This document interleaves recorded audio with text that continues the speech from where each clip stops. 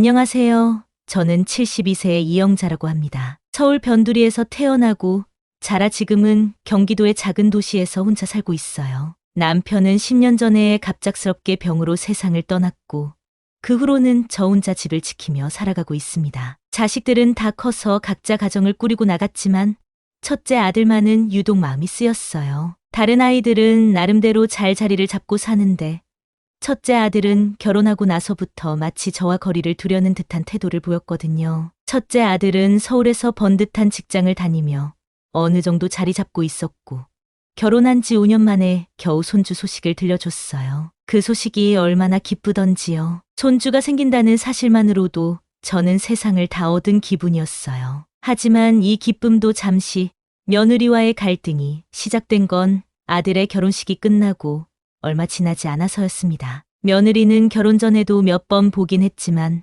항상 무뚝뚝하고 말수가 적은 편이었어요. 당시에는 그저 성격이 그런가 보다 했죠. 그런데 결혼식 당일 며느리가 신부 대기실에서 얼굴이 어두워 보이더군요. 그래서 다가가서 많이 떨리니? 그래도 오늘이 제일 행복한 날이지 않니?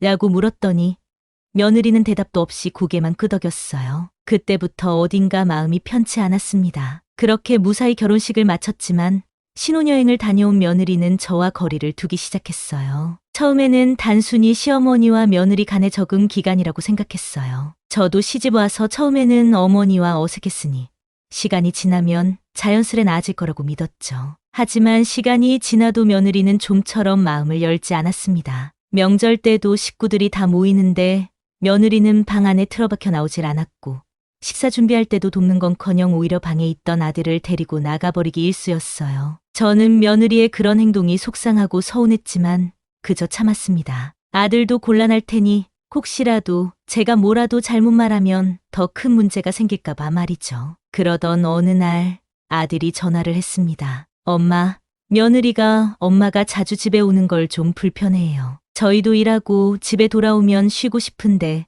엄마가 자주 오시니까 피곤하대요. 그 말을 듣고 저는 머리가 멍해졌습니다. 내가 그렇게도 자주 갔었나? 하고 생각해보니 한 달에 한 번 정도 갔던 것 같은데 말이죠. 그 정도도 불편할까 싶었지만 아들이 그렇게 말하니 할 말이 없더군요. 그래, 내가 괜히 불편하게 했구나. 앞으로는 자주 안 갈게. 하고 전화를 끊고 나니 가슴이 텅 비는 기분이 들었습니다. 그 후로는 아들네 집에 가지 않으려고 했습니다. 사실 보고 싶어도 연락하기가 꺼려졌어요. 내가 가면 또 불편해할까봐, 괜히 아들이 곤란해할까봐 마음을 접고 집에만 있었습니다. 그러다 보니 자연스럽게 아들과 며느리와의 관계는 더 멀어졌고 저는 혼자 지내는 시간이 점점 더 길어졌어요. 그나마 딸이 종종 찾아와서 같이 시간을 보내주니 그게 큰 위안이 되었죠. 그렇게 몇 년이 흐르고 아들이 갑자기 집을 찾아왔습니다. 며느리 없이 혼자였어요. 오랜만에 보는 아들의 얼굴이 무척 피곤해 보였습니다. 엄마, 미안해요. 요즘 너무 바빠서 찾아뵙지도 못하고. 아들이 그렇게 말하니 오히려 제가 더 미안하더군요. 아니다. 내가 바쁜데 내가 괜히 찾아가서 귀찮게 했지. 미안하다. 아들은 고개를 저으며 말했습니다. 아니에요. 엄마, 그런 거 아니에요. 근데 엄마, 사실은 저희에게 큰일이 생겼어요. 아들의 말에 저는 깜짝 놀라 물었습니다. 무슨 일이야? 무슨 일인데 그래? 아들은 잠시 망설이더니 어렵게 입을 열었습니다. 며느리가 임신했어요. 원래는 기뻐해야 하는데 상황이 너무 안 좋아서 회사에서도 일이 많고 며느리도 스트레스를 많이 받아요. 그 말을 듣고 저는 깜짝 놀랐습니다. 손주가 생긴다니 이 얼마나 기쁜 소식인가요? 아니, 그럼 좋은 일이네. 그런데 왜 그렇게 걱정이 많니? 아들은 한숨을 쉬며 말을 이어갔습니다. 며느리가 엄마께 너무 불편하게 했던 것 같아요. 그래서 엄마가 혹시라도 안 좋게 생각하실까봐. 그 말을 듣고 보니 그동안 며느리와의 어색했던 순간들이 떠올랐습니다. 며느리가 저를 불편하게 여겼던 이유가 단순히 시어머니와의 거리감 때문이 아니라 자신만의 시간이 필요해서였다는 걸 그제서야 깨달았어요. 아들아, 그래도 이제 손주가 생기면 더 자주 보고 싶겠네. 내가 그동안 좀 서운하긴 했어도 이제는 서로 잘 지내면 되지. 아들은 미소를 지으며 고개를 끄덕였습니다. 네, 엄마, 며느리도 많이 반성했어요. 이제부터는 잘할 거예요. 그렇게 며느리의 임신 소식은 제게 큰 위로가 되었습니다. 손주가 태어나면 다시 예전처럼 자주 볼 수 있을 거라 생각했죠. 그런데 그 기대는 오래가지 못했습니다. 며느리는 임신 후에도 저와의 거리를 유지하려 했어요. 한 번은 제가 직접 집에 찾아가고 싶다고 했지만 아들은 며느리가 많이 예민하니 다음에 오시라고 하더군요. 그 말에 또다시 마음이 쿵 내려앉았습니다. 그래도 손주가 태어나면 모든 것이 나아질 거라고 스스로를 위로하며 기다렸습니다. 몇 달이 지나고 드디어 손주가 태어났다는 소식을 들었습니다. 저는 기쁜 마음에 아들에게 전화를 걸어 내가 오늘 당장 올라가도 되겠니? 손주 보러 가고 싶다라고 물었죠. 그런데 아들의 대답은 예상 밖이었습니다. 엄마, 병원에 사람이 너무 많아서요. 산모가 쉬어야 하니까 조금만 기다리세요. 다음 주에 집에 오시면 그때 봬요. 그 말을 듣고 저는 눈물이 핑 돌았습니다. 내가 손주 얼굴도 못 보고 기다려야 한다니 그동안 며느리가 얼마나 저를 멀리했는지 실감이 났습니다. 하지만 그저 그래, 알았다. 다음 주에 보자. 라고 대답할 수밖에 없었어요. 다음 주가 되어 아들네 집을 찾아갔습니다. 드디어 손주를 볼 수 있다는 생각에 설레는 마음으로 문을 두드렸지만 며느리는 문 밖에서 저를 맞이하며 어머니, 손주가 너무 어리고 지금 집도 어수선해서 다음에 오시는 게 어떨까요? 라고 말했습니다. 그 순간 가슴이 찢어지는 것 같았습니다. 나는 손주를 보기 위해 온갖 준비를 다 하고 왔는데 다시 돌아가라고 하니 그 말이 얼마나 서운하고 괘씸하던지요. 하지만 그저 그래, 알았다. 너희도 많이 힘들겠지. 내가 나중에 다시 올게. 라고 말하고 돌아섰습니다. 그 후로 저는 손주를 보지 못한 채 몇 달을 보내야 했습니다. 전화 한 통도 없었고 아들도 연락이 뜸해졌어요. 제가 먼저 연락을 해도 며느리가 받지 않거나 받더라도 건조한 말투로 어머니, 저희가 지금 너무 바빠서요. 나중에 전화 드릴게요. 하고 끊어버리기 일쑤였어요. 손주가 태어난 기쁨도 잠시, 저는 며느리와의 갈등 때문에 점점 더 외로워졌습니다. 그러던 어느 날 며느리에게서 갑작스러운 전화가 왔습니다. 어머니, 혹시 내일 시간이 되세요? 저희 집에 오실 수 있으세요? 저는 며느리가 직접 전화를 걸어와 부탁하는 것을 듣고 너무 놀라며 대답했습니다. 그래, 무슨 일이야? 무슨 일인데 그래? 며느리는 한참을 망설이다가 어렵게 말을 꺼냈습니다. 저희 내일 일이 있어서 그런데 손주 좀 봐주실 수 있을까요? 그 말을 듣는 순간 저는 할 말을 잃었습니다. 그동안 한 번도 손주 얼굴도 보지 못하게 하더니 이제 와서 아이를 봐달라니요. 저는 기가 막혀서 한참을 말을 잇지 못했습니다. 며느리는 조심스러운 목소리로 어머니, 정말 죄송해요. 저희가 너무 갑작스럽게 부탁드리는 것 같아서 혹시라도 시간 되시면 도와주시면 좋겠어요. 라고 덧붙였습니다. 그 말을 듣고 저는 마음이 복잡해졌습니다. 내가 그동안 손주를 보려고 얼마나 애를 썼는데 이제 와서 나를 불러다 아이를 봐달라니. 그동안 며느리의 냉담한 태도에 얼마나 마음이 아팠는지, 손주가 태어나고도 한 번도 못 본 채 몇 달을 보냈는지 그 모든 서운함이 한꺼번에 밀려왔습니다. 그래도 손주를 볼 수 있다는 생각에 잠시 마음이 흔들렸지만 이번만큼은 내 마음을 지키고 싶었습니다. 미안하다. 나는 갈 수 없겠다. 너희들이 잘 키워라. 그렇게 말하고 전화를 끊고 나니 가슴이 뻥 뚫리는 것 같았습니다. 그동안 참고 또 참아왔던 서운함이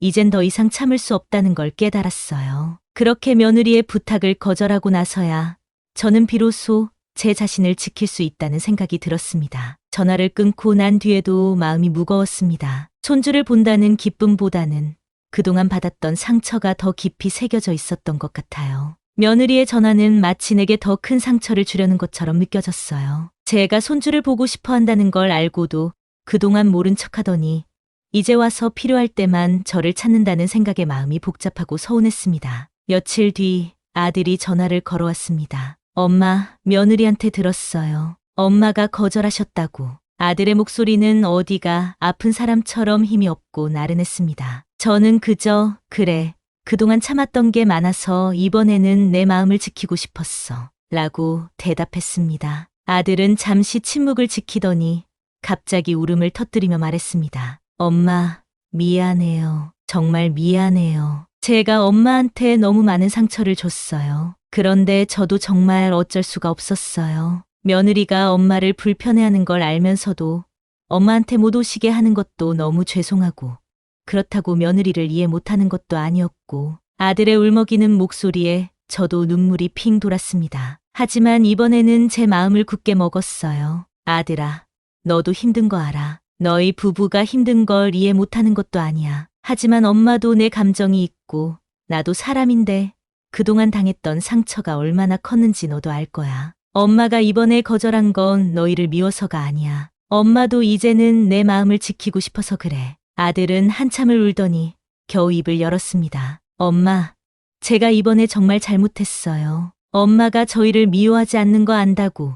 엄마도 힘들었던 거 알아요. 저희가 어떻게 하면 엄마 마음을 풀어드릴 수 있을까요? 그 말에 저는 잠시 생각에 잠겼습니다. 정말 내가 무엇을 원하는지, 무엇이 필요한지 다시 한번 곱씹어 보았습니다. 그리고 나서 조용히 말했습니다. 너희가 정말 엄마를 생각한다면 엄마를 필요할 때만 찾지 말고 평소에도 자주 찾아오고 연락하고 그래. 손주를 보고 싶지 않은 게 아니라 엄마도 나름대로의 감정이 있고 관계가 있어야 손주도 보고 싶은 거지. 이렇게 필요할 때만 나를 찾으면 나도 사람인지라 서운할 수밖에 없잖니. 아들은 고개를 끄덕이며 말했습니다. 네.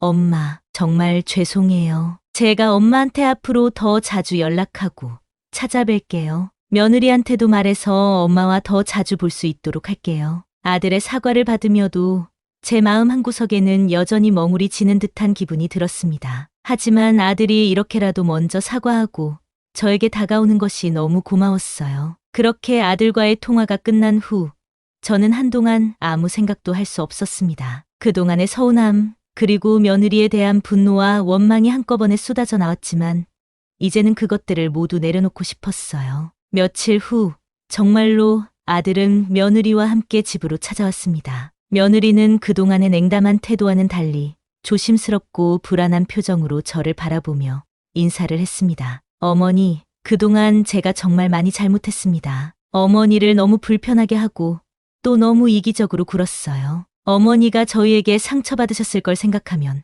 제가 너무 죄송해서 이제는 어머니를 좀 더 자주 찾아뵙고 함께 할 수 있도록 노력할게요. 그러니 저희를 용서해 주실 수 있을까요? 며느리의 사과를 듣고 저는 잠시 멈칫했습니다. 그동안의 상처가 너무 깊어 쉽게 용서할 수 있을까 고민이 되었지만 그저 고개를 끄덕이며 그래, 이제부터라도 서로 잘 지내보자. 너희가 잘 살아가는 게 제일 중요한 거니까 라고 말했습니다. 며느리는 눈물을 흘리며 고개를 숙였고 저는 그런 며느리의 모습을 보며 다행이라는 생각이 들었습니다. 그렇게 저희는 서로의 마음을 조금씩 열어가기 시작했어요. 그 후로 아들과 며느리는 정말로 저에게 자주 연락을 하고 집에 찾아와 함께 시간을 보내기 시작했습니다. 손주도 이제는 저를 많이 따르게 되어 집에 오면 할머니, 할머니 하며 저를 안아주는 것이 너무나도 행복했어요. 이제는 저도 손주를 보는 것이 더 이상 힘들지 않았고 아들과 며느리의 태도도 많이 달라졌습니다. 그러던 중 아들이 어느 날 저를 찾아와 이렇게 말했습니다. 엄마, 저희가 이번에 좀 멀리 이사를 가야 할 것 같아요. 회사에서 지방으로 발령이 나서 한동안 서울에 못 있을 것 같아요. 그 말을 듣고 저는 깜짝 놀랐습니다. 아니, 얼마나 멀리 가는 건데 손주는 어떻게 하고? 아들은 미안한 표정으로 대답했습니다. 한동안 제가 혼자 내려가 있을 거예요. 며느리와 손주는 계속 서울에 있을 거고요. 그런데 며느리가 저희도 이제는 어머니께 의지하고 싶다고 어머니가 같이 지내주실 수 있겠냐고 물어보더라고요. 그 말을 듣고 저는 잠시 멍해졌습니다. 그동안 그렇게 저를 멀리하던 며느리가 이제는 저에게 의지하고 싶다고 말하다니 마치 꿈을 꾸는 것 같았어요. 그래, 그럼 내가 며느리랑 손주랑 같이 살아줄까?